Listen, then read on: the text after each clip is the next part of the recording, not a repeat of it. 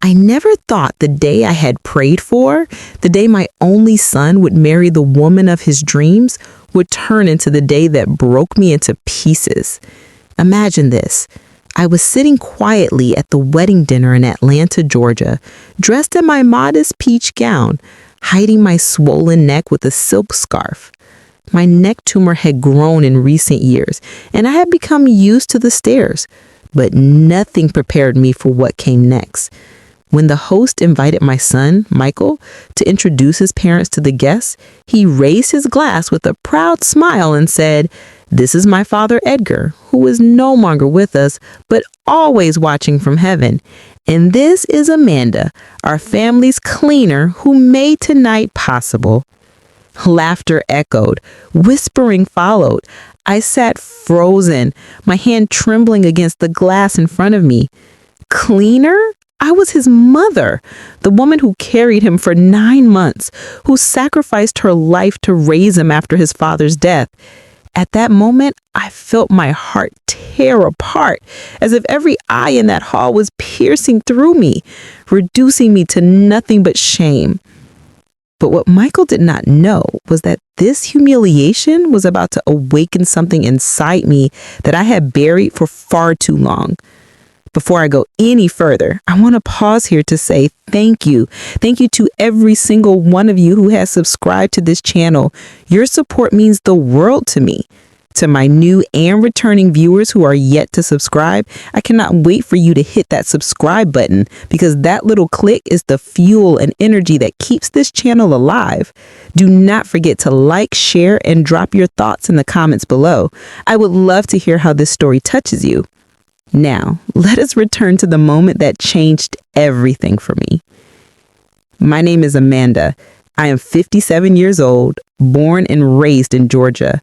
I was married to Edgar, a man with a gentle heart and strong hands, until death stole me from him 17 years ago. He was the love of my life, and when he died, I devoted everything to raising our only child, Michael.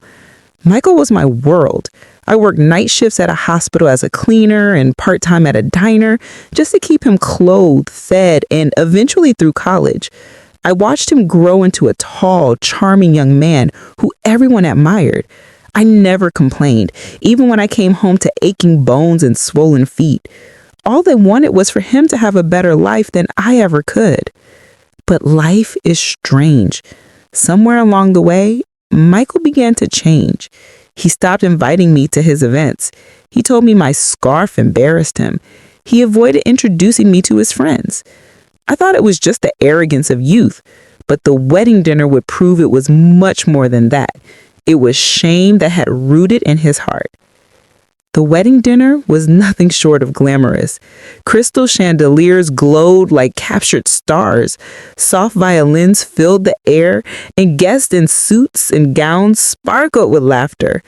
I felt like a stranger among them, clutching my worn purse, my scarf tightly wrapped around the tumor that had grown on my neck. Michael sat proudly beside his new bride, Jasmine. She was beautiful, radiant, and from a wealthy family that had poured fortune into this celebration. I had never been formally introduced to her parents until that night, and I could feel the silent weight of their judgment. Their glances lingered on my scarf, on my hands rough from years of scrubbing floors. When Michael's words branded me as the cleaner, I did not just feel humiliation. I felt erased. Erased from his story, erased from his life, erased from his heart. The room grew louder, but inside me, there was silence. A silence so sharp it cut me deeper than any insult. I wanted to rise, to scream, to tell the world that I was his mother. But instead, I excused myself quietly, slipping out of the grand hall with tears clouding my eyes. I wandered through the hallway, holding onto the walls for strength, when I heard voices drifting from a corner room. It was Michael and Jasmine, speaking in hushed but urgent tones. Jasmine's voice was cold, sharper than the crystal glasses clinking in the hall. "You should have told them the truth, Michael. What if someone finds out? You cannot hide her forever." Michael's reply was low but heavy. "Don't worry. After tonight, she will not be part of our lives. As far as everyone is concerned, Amanda does not exist." I froze. My tears dried instantly, replaced with the fire that began to rise in my chest. My own son wanted to erase me completely? And in that moment, I knew this story was only just beginning. I went home that night from the wedding dinner with my chest burning, my scarf soaked in tears, and my soul crushed under the weight of betrayal. The sound of Michael's voice calling me the cleaner would not leave my head. His words replayed like a broken record, each repetition stabbing deeper. As far as everyone is concerned, Amanda does not exist. I sat on the edge of my small bed in my 2-bedroom apartment in Decatur, Georgia, staring at the same wallpaper I had stared at for 17 years since Edgar's death. I thought of the man I married, of how he used to tell me that Michael would grow up to be a good man, a man who would never forget his mother's sacrifices. But now, Edgar's words felt like lies whispered from the grave. That night, I did not sleep. Instead, I walked through the years of my life like an old, painful photo album, each page reminding me of wounds that never healed. After Edgar died of a sudden stroke when Michael was only 12, I promised my husband's grave that I would give Michael the life we both dreamed of for him. I cleaned hospital floors at night, scrubbing away the blood and the smell of sickness, and in the morning, I served coffee and wiped tables at a diner downtown. Some nights I would go from one job straight into the other without closing my eyes. I remember Michael sitting at the dining table with books spread out, his young eyes burning with ambition. "Mama, one day I will be a lawyer and I will take care of you. You will never have to work again," he used to say. Those words were the strength that kept me moving when my back ached and my hands cracked from bleach and soap. I wanted to believe him. I wanted to believe that all this pain had a purpose. But as the years went by, I noticed the cracks forming. When Michael entered high school, he began pulling away. He refused to let me attend his sports games. "Mama, please do not come. The other kids will laugh if they see your scarf," he whispered one night, not even meeting my eyes. It was as if the tumor on my neck had swallowed my dignity along with my health. Doctors told me I needed surgery, but I had no insurance and no money. Every dollar went to Michael's education. By the time he got into the University of Georgia, he barely called home. He only reached out when he needed money for books, rent, or food. I never questioned it. I told myself, he is busy. He is building his future. One day he will look back and understand. But in my heart, I felt the distance widening, like a river swelling between us, threatening to carry him so far away that I would never reach him again. After the wedding humiliation, I tried to convince myself that maybe it was just a careless joke, that maybe Michael did not mean it. But deep inside, I knew there was more. And my suspicion was confirmed 1 week later when I stopped by his new home to deliver a wedding gift I had saved for, a quilt stitched by hand, with his initials and the date of his marriage sewn in golden thread. I walked into the house, carrying the quilt wrapped in brown paper, only to hear Jasmine's voice from the living room. Her tone was icy, filled with disdain. "She looked pathetic, Michael. That scarf, that tumor. Do you really want people to think she is your mother? You told me she was dead. How long can you keep up this act?" Dead. My knees almost buckled. I clutched the wall, trying to steady myself. And then Michael's voice came, calm and unapologetic. "I had to say that. Jasmine, your parents would never have approved of me if they knew where I came from. They already think I married beneath their class. If they knew about Amanda, about her life, they would have never agreed to this wedding." I dropped the package. The sound startled them. They rushed into the hallway and Michael's face drained of color when he saw me standing there. His mother, his shame, his so-called cleaner. He opened his mouth, but I raised my hand, silencing him. My throat burned, but I forced the words out. "Dead? You told them I was dead?" For a moment I saw a flicker of guilt in his eyes, but it was gone as quickly as it appeared. He straightened his shoulders and said, "You should not have come here, Amanda." Amanda. Not Mama, not Mother, just Amanda, like I was a stranger on the street. Jasmine smirked behind him, her perfectly polished nails digging into his arm as if to remind him of his place. My son looked at me as though I was dirt on his shoes. In that moment, my heart did not just break, it turned to stone. And right then I made a silent vow. If my son was determined to bury me while I was still alive, then he would one day learn what it means to awaken the dead. I left Michael's house that day with a storm raging inside me. My hands shook as I walked down the quiet street, and my chest felt as if 1,000 knives were carving through it. Dead. My own son had declared me dead to his new family? The tumor on my neck was no longer my heaviest burden. It was the weight of being erased by the very child I had given my life for. For days, I avoided everyone. I did not answer calls from old church friends. I ignored neighbors who waved at me. I stayed in my small apartment, staring at the quilt I had stitched for Michael. Still wrapped in its brown paper, it sat on the kitchen table, untouched, as if mocking me. I could not eat, I could not sleep, but I could feel something growing inside me, not a tumor, but a fire. I knew this silence could not last forever. One night, as rain lashed against my window and thunder shook the ground, I whispered to myself, "It is time." I went to Michael's office the next morning.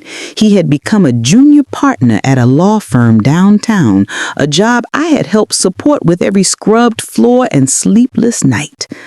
I walked into that tall glass building with my scarf tied tightly, determined not to leave until I had looked my son in the eye. When I stepped into his office, Michael's face hardened. He dismissed his assistant and shut the door, his jaw tight. "Mama," he said, but his voice carried no warmth.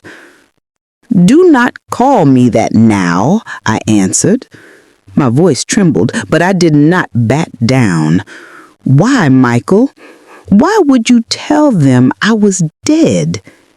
He turned away from me, staring out the window at the skyline of Atlanta. "You would not understand," he said coldly. "Then make me understand," I pressed. His shoulders rose and fell with a long sigh, and then he turned back, his eyes burning with years of unspoken resentment. "Because you embarrass me, Mama. Because growing up with you and your tumor and your cleaning jobs made me feel less than everyone else. Do you know what it was like? To walk into school knowing my mother smelled of bleach?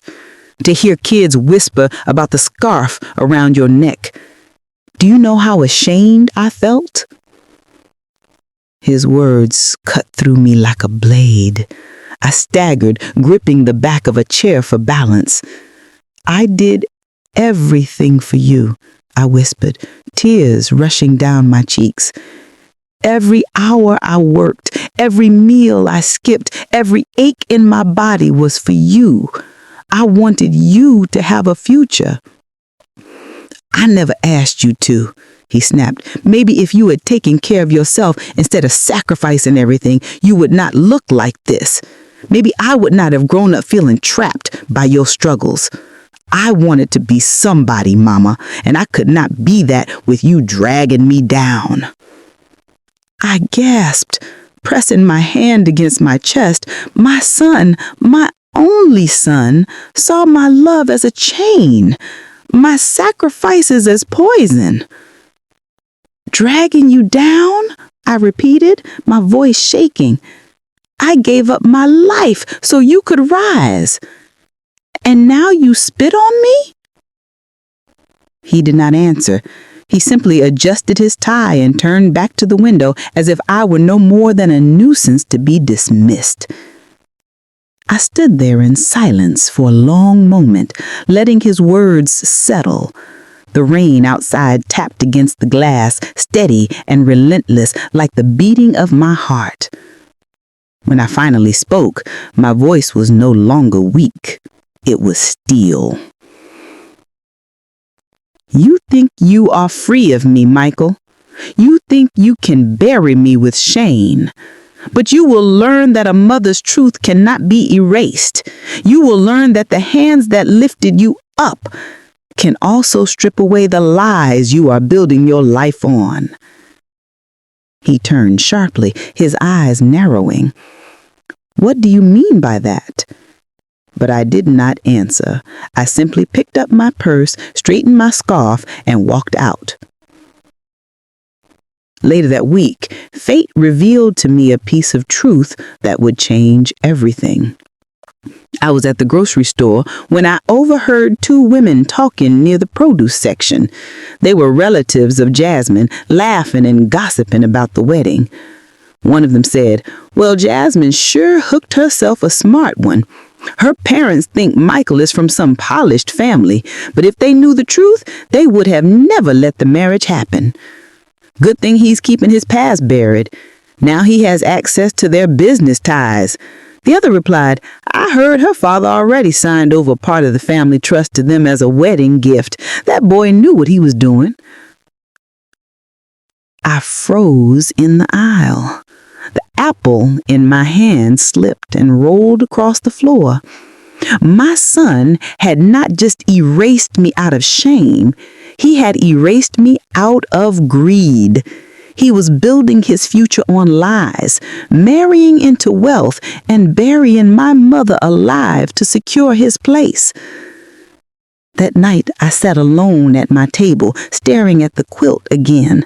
My fingers traced the golden stitches, and I whispered, "You buried me once, Michael, but I'm still here, and I will not go quietly." The fire inside me had become a storm. What I was about to do next would shake the very foundation of my son's perfect little world. The storm inside me had grown too strong to keep silent. Michael thought he had buried me, but I was alive. I was breathing, and I was ready to show him and the world who I truly was. Not his shame, not his cleaner, but his mother. I decided I would not fight him with anger alone. No. Anger burns fast and leaves only ashes. I would fight him with truth, the kind of truth that cannot be silenced, not even by shame, not even by wealth. The opportunity came sooner than I expected. Jasmine's parents organized a post-wedding dinner at their mansion in Buckhead, an event filled with influential businessmen, church leaders, and family friends. I received no invitation, of course, but when one of the church women I knew mentioned the gathering, I felt the hand of destiny pulling me forward. I ironed my best dress, tied my scarf neatly, and carried the quilt I had stitched for Michael. This time, I was not going to hide. When I walked into the grand dining hall, whispers followed me like shadows.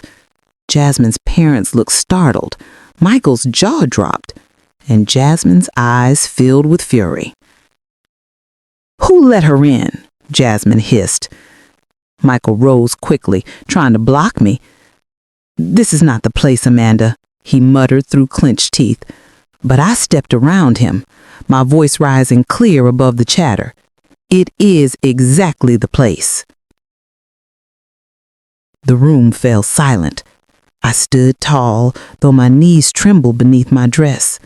I ironed my best dress, tied my scarf neatly, and carried the quilt I had stitched for Michael. This time, I was not going to hide. "My name is Amanda," I began, my voice trembling but growing stronger with each word. "I am not the cleaner. I am not dead. I am the mother of Michael, the man you see before you tonight." Gas filled the room. Michael's face turned pale and Jasmine's parents exchanged confused glances. I pressed on. 17 years ago, I lost my husband. I scrubbed hospital floors by night and served coffee by day so my son could eat. so he could go to school, so he could become the man standing here in his fine suit. Every drop of sweat from my brow built the foundation beneath his feet. And yet tonight, I stand here not as his shame, not as his burden, but as the truth he has tried to bury. Michael lunged forward, his face red with panic. "Mama, stop, you don't understand." But I raised my hand and continued. "You told this family I was dead, Michael. You told the world that I was a cleaner, that I was nothing. You chose wealth and status over your own blood. But what you forgot is that lies do not stay buried. They rise. They always rise." The room buzzed with murmurs. Jasmine's father, a stern man with silver hair, stood up, his voice sharp. "Is this true, Michael?" Michael stammered, his words fumbling. I was protecting her. I did not want people to judge her." But Jasmine's mother narrowed her eyes. "Or were you protecting yourself, Michael? Were you ashamed of the woman who gave you everything?" Michael's mouth opened, but no words came out. His silence was louder than any confession. Jasmine pulled her hand from Michael's arm, her face twisted with disgust. "You lied to me, Michael. You lied to my parents. You lied to everyone. You were nothing but a fraud." Her father's voice boomed across the hall. "This marriage was built on deception. You will not touch a dime of our family trust until you can prove you are worthy of it."